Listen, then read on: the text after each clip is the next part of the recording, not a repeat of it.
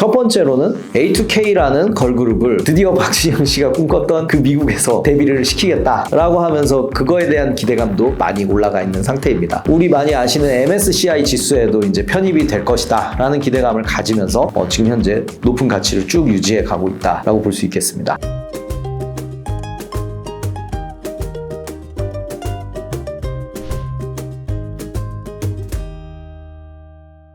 박진영 씨 같은 경우에 2013년에 이제는 합병을 해야 되겠다. 반드시 합병을 해야 되겠다라고 해서 합병을 되는 대로 이제 강행을 하게 됩니다. 근데 당시 비상장 JYP의 2대 주주였던 지금 카카오 엔터테인먼트죠. 로엔 엔터테인먼트 같은 경우에는 합병을 반대해요. 생각해보면 아니 지금 비상장 JYP에서는 굉장히 유망한 가수들이 있고 그 다음에 좋은 실적도 있고 사실 당시에 뭐 여러 가지 추측이 있지만 여러 실정이 이제 애매한 것을 보고 이거 인수해야 되겠다라고 생각도 어느 정도 했었던 것 같습니다. 그래서 당시 합병에 반대를 하고 이제 합병이 성사된 이후에는 보유지분 전량을 시장에서 이제 매각을 하면서 또 주가가 이제 휘청이게 되는 안 좋은 이제 사태를 맞게 됩니다. 로엔 엔터 같은 경우에는 상당히 이제 인수합병과 많은 밀접한 좀 히스토리가 있었던 것 같습니다. 그래서 이런 위기 상황에 맞닥뜨렸을 때 박진영 씨 같은 경우에는 매우 고민을 많이 했었을 것 같아요. 그리고 본인 같은 경우에도 미국에서 진출이 실패를 해서 상당한 충격을 먹었었고 회사 같은 경우에는 앞서 말씀드렸던 것처럼 뭐 상장한 이후에 회사가 동력이 더 붙어야 되는데 뭐 상장 회사와 비상장 회사가 이제 합병을 하는 그런 이슈가 발생을 하고 그게 상당히 합병이 곤란하게 된 그런 구조적인 여건에 의해서 고민을 많이 하고 거기에다가 또 하나는 이제 인수 시도까지 있으면서 상당히 거의 삼중고를 맞게 됩니다. 그때 박진영 씨 같은 경우에는 거기에서 이제 좌절하는 것이 아니라 다시 곰곰하게 복귀를 하면서 본인에 대한 그리고 본인의 회사에 대한 그리고 본인의 경영 철학에 대한 대변화를 이제 가져오게 되는데요. 그 당시만 하더라도 많은 분들이 이제 JYP 엔터테인먼트는 상당히 개성적이고 개성이 있고 카리스마가 있는 리더가 이끌면서 상당히 색깔이 강한 리더의 판단에 의해서 강하고 분명하게 좀 경영 판단이 이루어지는 면이 있었습니다. 그래서 그게 물론 히트했기 때문에 그리고 그게 대중한테 부합했기 때문에 오늘날 JYP 엔터테인먼트가 그때까지 이렇게 쭉 올라왔겠지만 원더걸스의 미국 진출 실패를 봤을 때는 경영진의 이제 독단으로 판단하는 것은 상당한 위험성도 있구나라는 부분에 대해서 이제 본인 자체부터도 뼈저리게 느끼게 된 계기였던 것 같습니다. 그러면서 여러 가지 이제 시스템을 개혁을 하게 되는데요.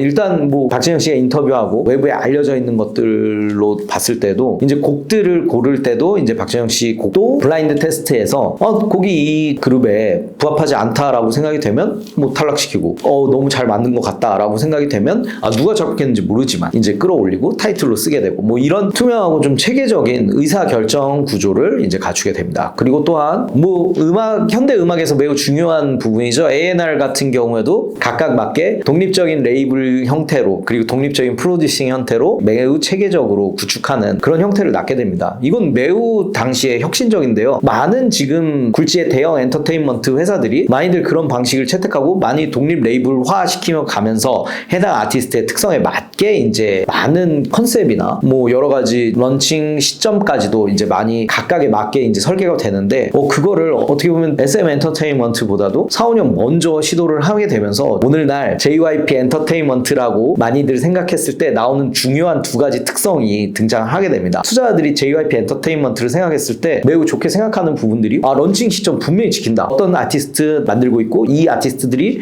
언제 데뷔할 거다라고 하면 그 시점에서 반드시 데뷔되고 그 다음에 어느 정도 그 활동 구간이랑 활동하는 그 스케줄들이 예측 가능성이 있고 그 예측 가능성대로 실적이 잘 나온다라고 하는 매우 좋은 명성을 갖추게 되는 그 구조를 이때 각성한 박진영 씨가 나는 앞으로 이제 리더로서 이런 부분에 있어서 좀 반성해야 되겠고 우리 회사가 나 박진영이 없더라도 쭉 이어질 수 있는 체계를 갖춰야 되겠다라고 각성하게 되면서 이런 좋은 시스템을 갖추게 됐다라고 합니다. 이후 JYP 엔터테인먼트는 종합 엔터테인먼트사로 매우 승승장구하고 있습니다. 여러분들이 알다시피요. 그 박진영 씨의 2014년에 그 결심 이후에 미스 A도 쭉 다시 성공적으로 올라오고 잘 아시다시피 수지 배우 같은 경우는 배수지라는 이제 본명을 쓰면서 배우로서도 활발한 활약을 보여주면서 스타덤에 오르게 됐고요. 그리고 이후 두 번째 세대 JYP 엔터테인먼트의 그 다음 세대를 열어갔다고 평가가 되고 있는 갓세븐과 트와이스가 이제 데뷔를 하면서 앞서 말씀드렸던 계획했던 아이돌들의 이제 체계적인 데뷔 그리고 예측 가능한 스케줄이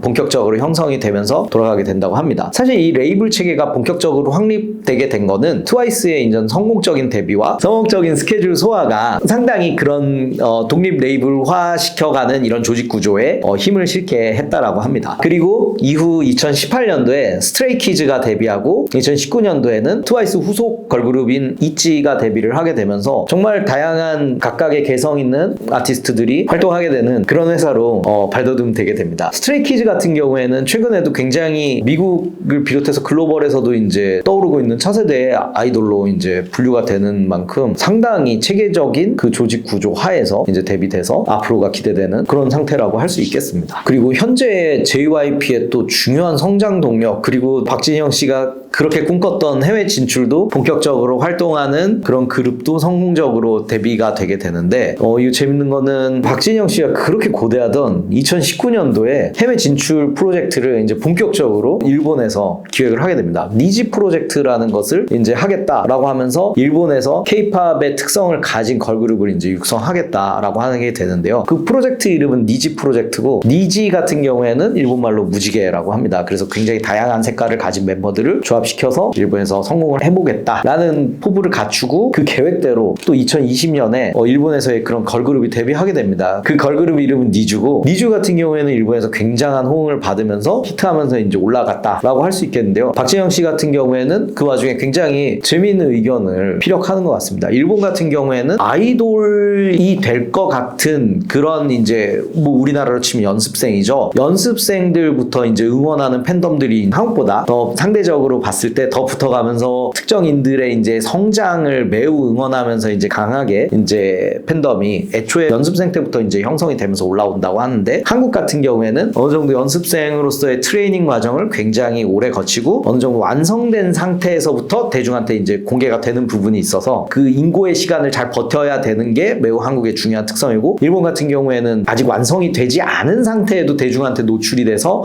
대중들의 응원을 받으면서 이제 올라오는 부분이 있어서 그 두 가지 특성을 잘 융합해서 니주가 좀 성공을 했고, 그 다음에 그걸 더 잘 육성해서 그 후속 그룹들도 만들어 보겠다라고 했던 것 같습니다. 그래서 이렇게 승승장구한 JYP 엔터테인먼트의 2022년 실적은 연결 기준 매출 3,458억 원, 영업이익 966억 원을 기록하였고, 이것은 전년도보다 영업이익 기준으로 약 67%의 증가를 보여주는 수치입니다. 2017년부터 JYP 엔터테인먼트의 실적은 매우 이전에도 꾸준했었고 매우 좋았지만, 매출이 약 1,000억 원대가 이제 지속이 됐는데 2021년 거의 1,900억으로 이제 2,000억대 근접하고, 2022년에는 말씀드렸던 것처럼 갑자기 3,000억 원대로 확 점프를 하게 되는 부분을 보이면서 자본시장에서도 매우 좋은 평가를 받으면서 주식 가치가 매우 상승을 하게 됩니다. JYP 엔터테인먼트 같은 경우에는 지금도 매우 기대되는 평가를 가지고 있는데요. 지금 현재에도 두 가지 부분에서 매우 기대를 받으면서 좋은 평가를 받고 있는데요. 첫 번째로는 A2K라는 걸그룹을 드디어 박진영 씨가 꿈꿨던 그 미국에서 데뷔를 시키겠다라고 하면서 그거에 대한 기대감도 많이 올라가 있는 상태입니다. 그리고 두 번째는 우리 많이 아시는 MSCI 지수에도 이제 편입이 될 것이다 라는 기대감을 가지면서 지금 현재 높은 가치를 쭉 유지해 가고 있다라고 볼 수 있겠습니다. JYP 엔터테인먼트 같은 경우에는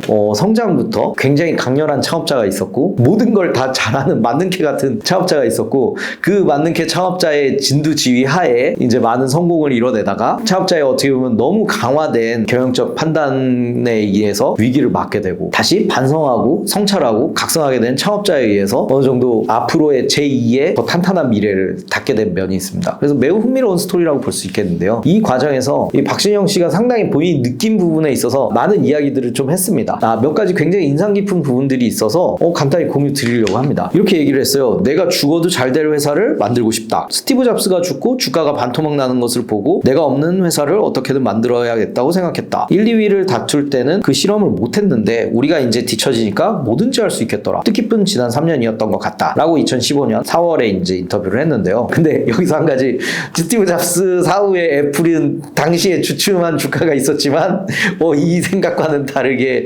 매우 애플 또한 누가 없어도 잘 할 수 있는 좋은 이제 리더를, 팀쿡이라는 좋은 리더를 선임을 했고, 그 이후에 이제 좋은 실적을 내면서 쭉쭉 성장할 수 있는 발판을 마련해서 오늘날의 애플은 매우 커졌죠. 거죠. 뭐 약간 요거 여담처럼 곁들였습니다. 그리고 또 하나는 미국에서 유일하게 얻은 거라고는 미국 음반사의 구조를 다 알게 됐다는 것이다. 유니버셜, 소니뮤직, 워너 등 대량 생산 체계가 어떻게 가능한지 알게 됐다. 그 다음부터는 박진영이 없는 회사를 만들겠다고 결심을 했다. 원래 뭐든지 내가 결정했었는데 그렇지 않으니 말도 안 되는 뮤직비디오나 결과물이 나왔고 3년의 시행착오를 거쳐서 인제야 시스템이 잡아가고 있다. 외부 작곡가 노래도 시도하고 그 사이 30명이 넘는 작곡가를 키웠다. 내 영향력을 최소화하는 데 주력하고 그게 좋은 결과가 되는 것이 3년이란 시간이 흘렀는데 그 시스템이 이제 맞게 돌아가고 있다. 라고 이것도 2015년에 이야기를 했던 것으로 보이고 있습니다. 그래서 제가 이렇게 박진영 씨의 인터뷰 내용까지 살짝 발췌를 해서 읽어드렸는데요. 여기서 얻어야 될 시사점들이 또 한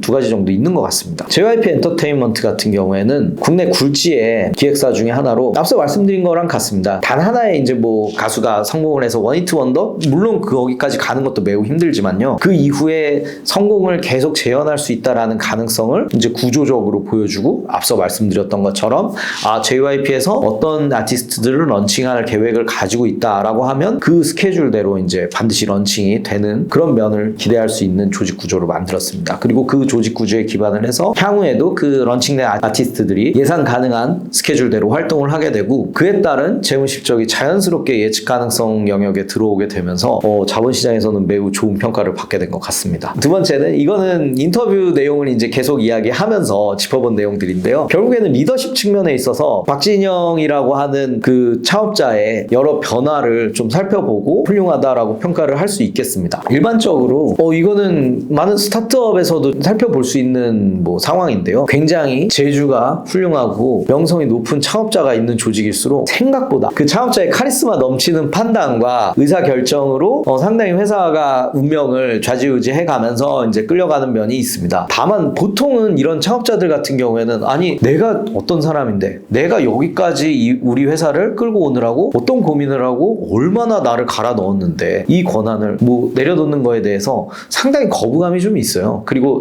상당히 그 권한을 내부의 직원들과 구성원들과 이제 어느 정도 분권화하고 남의 의견을 받아들이고 사실 그렇게 주관이 강한 분들은 이제 능력이 출중하다는 특성도 있지만 남의 의견을 받아들이는 데 있어서 상당히 거부감을 갖고 좀 자존심 상해한다는 단점이 있어요. 모든 면에서 사회 모든 면에서 좀 발견을 할 수 있겠지만 더 좀 그런 면이 있습니다. 그럼에도 불구하고 그 권한을 내려놓는다는 게 생각보다 굉장히 큰 결단입니다. 그리고 매우 힘든 일입니다. 그 인터뷰에서도 이제 좀 잘 드러나 있듯이 저 사람이 나만큼 경험한 것 같지 않은데 나만큼 능력되는 것 같지는 않은데 너가 뭘 알아? 이렇게 쉽게 이야기가 나올 수가 있는데요. 근데 생각보다는 어떤 부분에 있어서 사람이 그렇게 전지전능하지 않은 부분도 있기 때문에 어떤 부분에 있어서는 굉장히 맞는 반론이나 굉장히 의미 깊거나 아니면은 그런 분석적인 반론을 제기하는 분들의 의견은 한 번쯤 귀담아 들어야 될 필요성이 반드시 있거든요. 근데 그 구조를 본인이 스스로 성찰하고 물론 실패가 이제 있었기 때문에 그런 반성의 기회가 있었지만 보통 분들 같은 경우에는 이런 위기가 닥치거나 이런 실패의 기회가 있을 때 그때도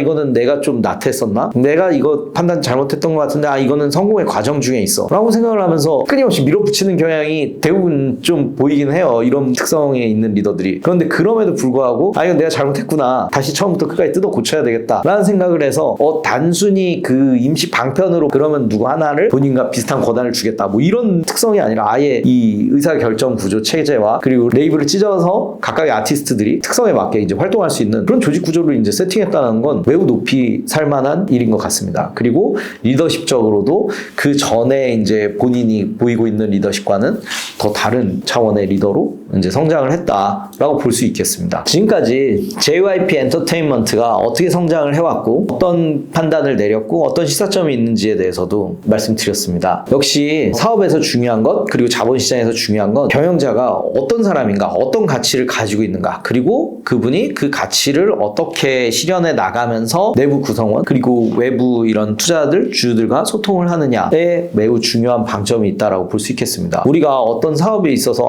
이 회사 너무 사업이 좋은 것 같아. 이 회사 너무 훌륭한 일을 하고 있어 라고 판단이 되지만 생각보다 경영자가 예측 가능하지 않은 판단을 했을 때 회사의 미래가 예상했던 것과는 다른 방향으로 흘러가는 부분을 볼 수 있습니다. 때문에 우리가 뭐 어떤 투자를 하시거나 아니면 이렇게 주식 투자를 한다고 했을 때 경영자가 어떤 분이고 그리고 창업자가 어떤 분이고 어떤 판단을 하고 있고 향후에 예측 가능하게 발언을 하고 움직이는가에 대해서도 반드시 주목하면서 살펴봐야 될 면이 있다라고 생각할 수 있겠습니다. 마지막으로 JYP 엔터테인먼트가 지금 꿈꾸고 있는 A2K의 미국 진출이 과연 성공적으로 이루어질지 한번 지켜볼 부분이 있습니다. 앞서 말씀드렸던 것처럼 과거에 미국 진출에 실패했을 당시에는 스마트폰도 없었고 당연히 소셜 네트워크 플랫폼 자체가 매우 약했던 상황인데 지금은 사방에 스마트폰이 없는 곳이 없죠. 그리고 소셜 네트워크 플랫폼도 매우 다양하고 각각의 특성에 맞게 전 세계인들로부터 사랑을 받고 있는데 과연 어떻게 활용하면서 성공할 수 있는지 잘 유심히 지켜봐야 될 것 같습니다. 이상으로 전석철의 유니콘의 VC 전석철이었습니다. 감사합니다.